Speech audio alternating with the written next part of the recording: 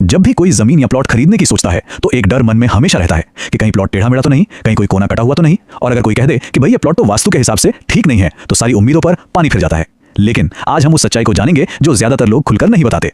सच तो यह है कि हर टेढ़ा मेढ़ा प्लॉट खराब नहीं होता और हर चौकोर प्लॉट हमेशा अच्छा हो यह भी जरूरी नहीं है। चलिए आज इस पूरे कॉन्सेप्ट को जड़ से समझते हैं।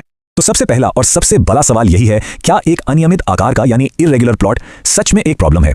ये एक ऐसा डर है जो घर खरीदने या बनाने वाले लगभग हर इंसान के मन में कभी ना कभी जरूर आता है। पर क्या ये डर सही है? आइए पहले कुछ आंकड़े देखते हैं। जरा सोचिए, भारत में लगभग 70% प्लॉट्स परफेक्ट स्क्वायर या रेक्टेंगल नहीं होते, वो किसी न किसी तरह से अनियमित होते ही हैं। अब जब इतनी बड़ी तादाद में प्लॉट्स इर्रेगुलर हैं तो इसका सीधा सा मतलब ये है कि वो सारे के सारे खराब नहीं हो सकते। तो बात डरने की नहीं है, बात इसे सही तरीके से समझने की है। इस पूरी गुत्थी को सुलझाने के लिए हम इस चर्चा को 5 हिस्सों में देखेंगे। सबसे पहले समझेंगे कि यह अनियमित प्लॉट की असल प्रॉब्लम है क्या, फिर वास्तु से जुड़े कुछ बहुत ही कॉमन मिथ्स को तोड़ेंगे। इसके बाद हम दिशाओं के हिसाब से समझेंगे कि किस कोने के कटने का क्या मतलब होता है, फिर जानेंगे कि डिजाइन के जरिए स्मार्ट वास्तु कैसे किया जा सकता है, और आखिर में एक बहुत ही काम की प्री परचेज चेकलिस्ट जो सही फैसला लेने में मदद करेगी। तो चलिए पहले हिस्से से शुरू करते हैं, अनियमित प्लॉट की समस्या। देखिए, कोई भी एक्शन लेने से पहले प्रॉब्लम को ठीक से समझना बहुत जरूरी है। तो सबसे पहले ये जानते हैं कि हम किस प्लॉट को अनियमित कह रहे हैं। बहुत ही आसान भाषा में, कोई भी ऐसा प्लॉट जो एकदम सही चौकोर या आयताकार ना हो वो अनियमित है। इसमें एल शेप, टी शेप, तिकोने या ऐसे प्लॉट्स जिनकी बाउंड्री सीधी नहीं है सब शामिल हैं। मतलब अगर प्लॉट के चारों कोने 90 डिग्री पर नहीं है तो उसे तकनीकी तौर पर अनियमित ही माना जाएगा। अब जब यह परिभाषा साफ हो गई है तो चलिए इससे जुड़ी गलतफहमियों को दूर करते हैं। और अब हम आते हैं अपने दूसरे और शायद सबसे जरूरी हिस्से पर, वास्तु से जुड़े आम मिथकों का खंडन। ये वो सेक्शन है जहां हम डर और सच्चाई को दूध का दूध और पानी का पानी करेंगे ताकि एक बिल्कुल क्लियर पिक्चर सामने आए। सबसे पहला और सबसे बड़ा मिथक कि अनियमित प्लॉट पर घर बनाना तो पाप है और यह दुर्भाग्य लेकर आता है। यह बात बिल्कुल गलत है। यह एक अधूरी जानकारी है जिसे फैला दिया गया है। असलियत यह है कि प्लॉट की बारीकियां मैटर करती हैं, जैसे कि प्लॉट का कौन सा कोना कटा हुआ है, कट किस दिशा में है, प्लॉट का ढलान किस तरफ है, मेन गेट कहां बन रहा है। हर इर्रेगुलर प्लॉट को एक ही नजर से देखना सबसे बड़ी गलती है। दूसरा मिथक जो और भी खतरनाक है, क्योंकि यह आधा सच है, कि ऐसे प्लॉट पर रहने वाले लोग जीवन में कभी तरक्की नहीं कर सकते। देखिए, तरक्की में रुकावट आ सकती है, लेकिन सिर्फ और सिर्फ तब जब प्लॉट का कटा हुआ हिस्सा उत्तर यानी नॉर्थ या उत्तर पूर्व यानी नॉर्थ ईस्ट जैसी जरूरी दिशाओं में हो। ऐसा इसलिए क्योंकि वास्तु के विज्ञान के अनुसार यही वो दिशाएं हैं जहां से जीवन में नए अवसर, दिमागी स्पष्टता और ग्रोथ की पॉजिटिव एनर्जी आती है। अगर कट किसी और दिशा में है तो उसका असर बिल्कुल अलग होगा। इसलिए यह कह देना कि तरक्की हो ही नहीं सकती, यह सरासर गलत है। और तीसरा और सबसे बड़ा अंधविश्वास कि कोई भी वास्तु दोष सिर्फ पूजा पाठ या कुछ उपाय करके ठीक किया जा सकता है। यह एक बहुत बड़ी गलतफहमी है।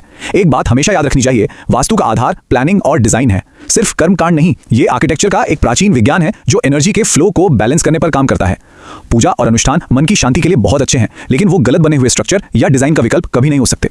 तो अब जब हमने मिथकों को एक तरफ कर दिया है तो चलिए अब मुद्दे की तह तक चलते हैं। हमारा तीसरा सेक्शन है दिशाओं का विवरण। यहां हम विस्तार से समझेंगे कि अलग अलग जोन में कट होने का असल में क्या मतलब होता है और उसके उपाय क्या हैं।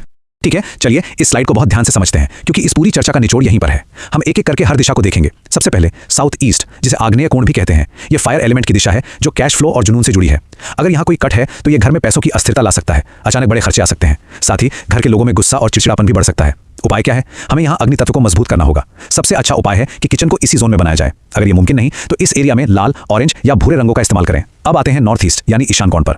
वास्तु में इसे सबसे पवित्र और ऊर्जा का स्रोत माना जाता है, इसीलिए यहाँ पर कट होना सबसे गंभीर वास्तु दोष है। ये सेहत से जुड़ी परेशानियां, खासकर मानसिक तनाव और जीवन में आध्यात्मिक रुकावटें पैदा कर सकता है। इसका सबसे अच्छा उपाय है कि इस कटे हुए हिस्से में कोई भी भारी कंस्ट्रक्शन ना करें। इसे खाली और हल्का रखें, जैसे कोई छोटा सा बगीचा। यहाँ पानी का कोई स्रोत जैसे छोटा सा फाउंटेन रखना बहुत ही शुभ माना जाता है। अब है नॉर्थ दिशा। ये दिशा धन के देवता कुबेर और करियर के अवसरों से जुड़ी है। अगर इस दिशा में कट है तो इनकम की ग्रोथ धीमी हो सकती है या हाथ में आए अच्छे मौके निकल सकते हैं। इसका उपाय है कि उत्तर दिशा को हल्का फुल्का रखा जाए, यहाँ भारी सामान ना रखें। घर की तिजोरी को सही जगह पर रखना बहुत जरूरी है। और आखिर में साउथ वेस्ट, जिसे नैऋत्य कोण कहते हैं, यह दिशा स्थिरता, रिश्तों में मजबूती और ठहराव की प्रतीक है। यहाँ कट होने से जीवन में स्टेबिलिटी की कमी, रिश्तों में अनबन और एक असुरक्षा की भावना पैदा हो सकती है।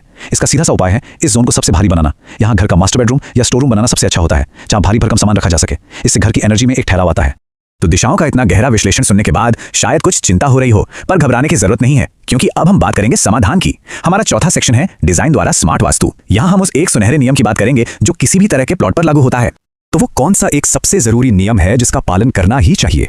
वो एक बात क्या है जो पूरे वास्तुशास्त्र का निचोड़ है, खासकर जब बात एक अनियमित प्लॉट की हो। और ये रहा वो सुनहरा नियम, घर का आकार नियमित होना चाहिए, प्लॉट का नहीं। इस एक लाइन को गांठ बांध लीजिए।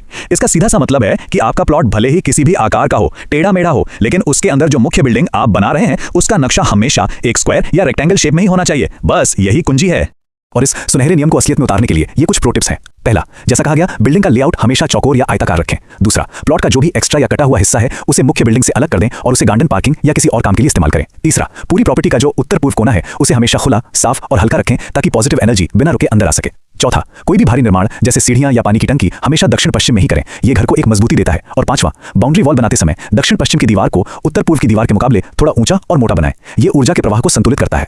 एक बात को बहुत ईमानदारी से समझने की जरूरत है, वास्तु यंत्र, पिरामिड या कॉपर स्ट्रिप्स जैसे उपाय एक सपोर्ट सिस्टम की तरह हैं। वो मदद जरूर करते हैं, लेकिन इसे ऐसे समझिए कि अगर किसी की हड्डी टूट जाए तो पेन किलर दर्द कम कर सकता है, पर असली इलाज तो टूटी हड्डी को सही जगह पर सेट करने से ही होगा।